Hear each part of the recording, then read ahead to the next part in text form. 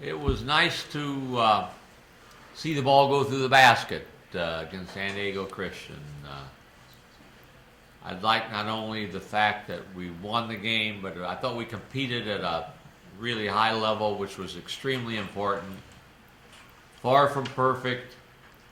At times tried to do things defensively that probably you're not going to be able to do against really good teams, but our effort and energy and togetherness and willingness to move the ball and do the things that good teams do to win were there and evident, and I'm proud of that fact. So that was good, and now we have to make our first road trip, which even for veterans, road trips are different. None are easy. So that will be our next challenge, but I felt good about last night. Anything for Chase or Xavier?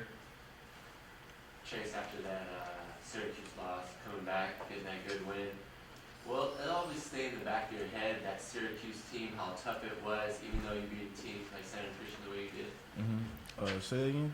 Well, the loss to Syracuse always keep you guys even keeled, like never overly confident, because you guys know you always have to be that good. Definitely. I mean, that really grounded us and really made us measure our team versus a top-ranked team like Syracuse. But like I said before, we just look from that experience playing Syracuse. I mean, a lot of teams are not going to be like Syracuse in our league or the teams we play on. So we just got to learn from that game and just go out and forward and keep playing hard like we did that game with hitting the boards and really attacking the team with that height and that size of them. Have you taken a look at your next opponent, your road game there? Not yet. Haven't got to look at film yet, but in practice today, I'm sure the coaches will have us prepare for Missouri State. And what are the specific challenges of going all the way to Springfield, Missouri this year on the season? Well, like Coach said, it's our first road trip. So for the new guys as well, Skyler and a few other transfers, JJ, it's going to be new. And also for us, so we just got to go out there and play hard. I'm sure the coaches have us prepared. What did you learn from previous road trips last year at the beginning of the season? That would, are you taking more of a leadership role, like this is what we have to do in order to be successful? Well, yeah, me and Chase and Jamal and Rayhan and Sean, like Coach said, are leaders of the team, but Coach will have us prepared, like I just said, have us ready for the road trip against a good Missouri State team. Could you give us an update, Coach, on the Winston Shepard situation? No new news.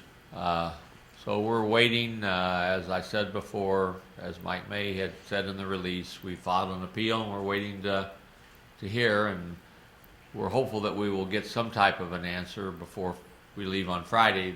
So if it's good news, we'll take him with us. Have you noticed an effect on the team at all?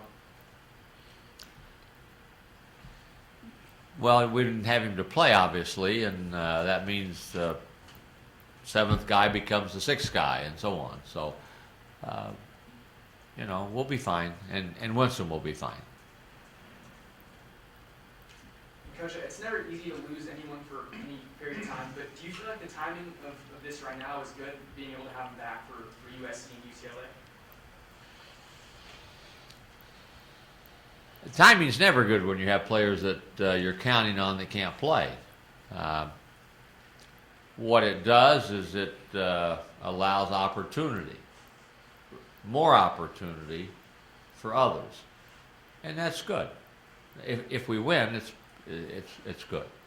So hopefully we will find ways to win with or without him, and we're hoping we'll have him. But if we don't have him against Missouri State, we won't have him on Monday against Arkansas Pine Bluff. So we will just play with the ones that we've got. It makes my job easier in substituting. We have one less guy to get in the game, but it makes it harder for everybody because he's a good player and he's an integral part of our team. Ernest, how nice was it to come back home and get that W under your belt? It's always nice to come back home to the fans and the community. family in the stands and just get a good victory with our receiving our rings and seeing the banner unveiled. It's just a great feeling. Yeah, talk about that feeling, guys. I mean, it's your first time getting that ring and having everything unveiled. Talk about that experience, just the moment, being in that moment. Well, Chase will know this is my first ring ever. I didn't get a ring in high school or anything like that, so it was a very special moment to me. And I was just blessed to be on a great team from last year. I just want to thank God. Does it almost give you more to work for now that you've achieved that? Moving forward, it's like you almost want to achieve more now. Yeah, always, definitely, especially with this team in the Aztecs. Here at San Diego State, we always want to go out there and achieve the best and get championships, and that's what we're going to try to do this year. Chase, I got a question. Who's impressed you thus far? I know it's early, but maybe with work ethic and what have you with your team so far? Who's impressed me so far? I would say JJ, but it's something already expected from last year.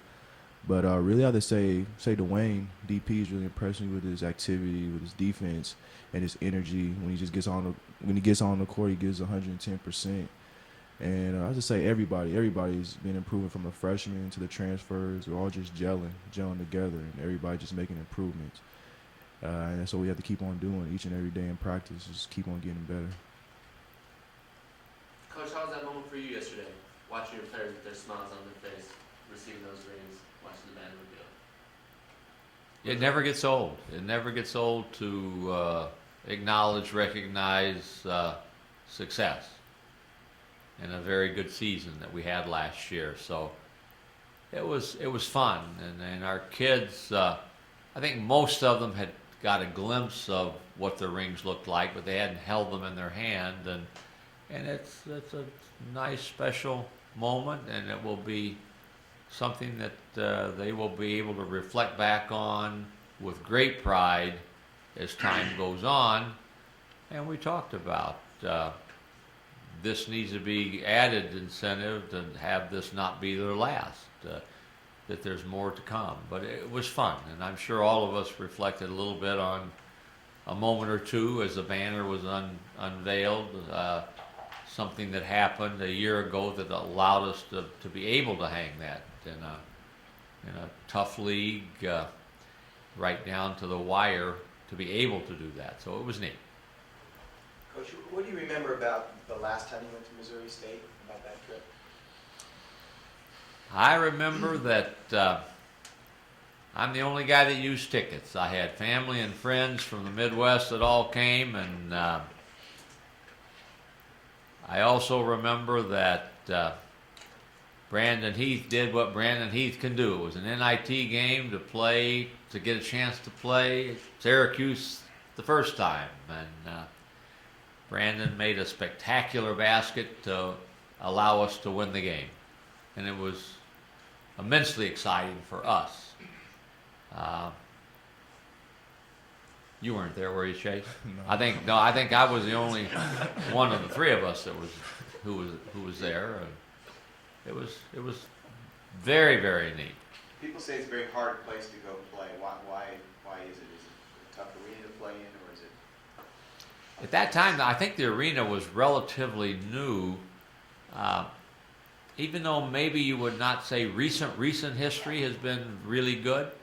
I mean, they've had a history of success on their migration from Division II, from Southwest Missouri State to Missouri State. Steve Alford, a little history, and you know that. Alford coached there, led them to the NCAA tournament.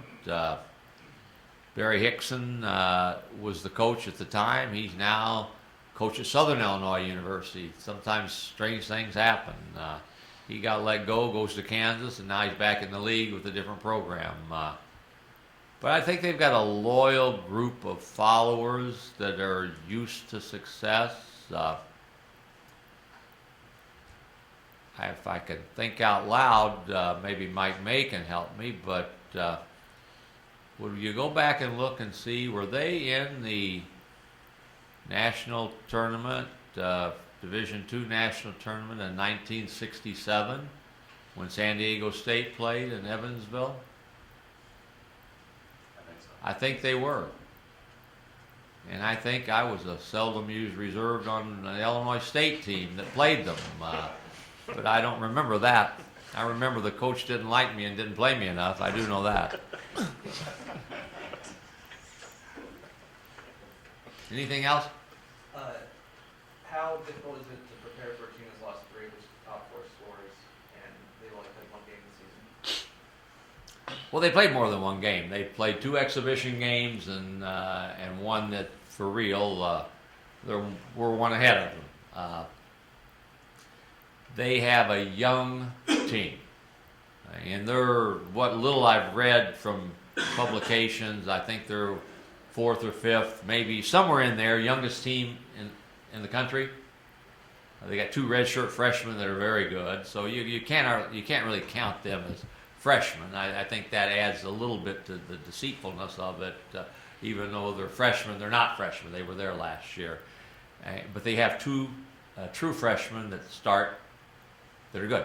So they got a good young nucleus that they're very, very excited about, and they've got 3 guys who are returning that started last year at the end of the season. So I think it's a little bit, if you start reading, well, look at how young they are. They've got experience coming back, and they've got a couple of them that are listed as freshmen, but they were there last year. So, but it'll be interesting to kind of see how we play. I'm anxious to see that myself. So when you watch film, will you look back into last season, or will you just focus on what they? No, all I've watched and I've watched 2 games. I watched their first game that counted, and I watched McHenry College, an exhibition game that they played.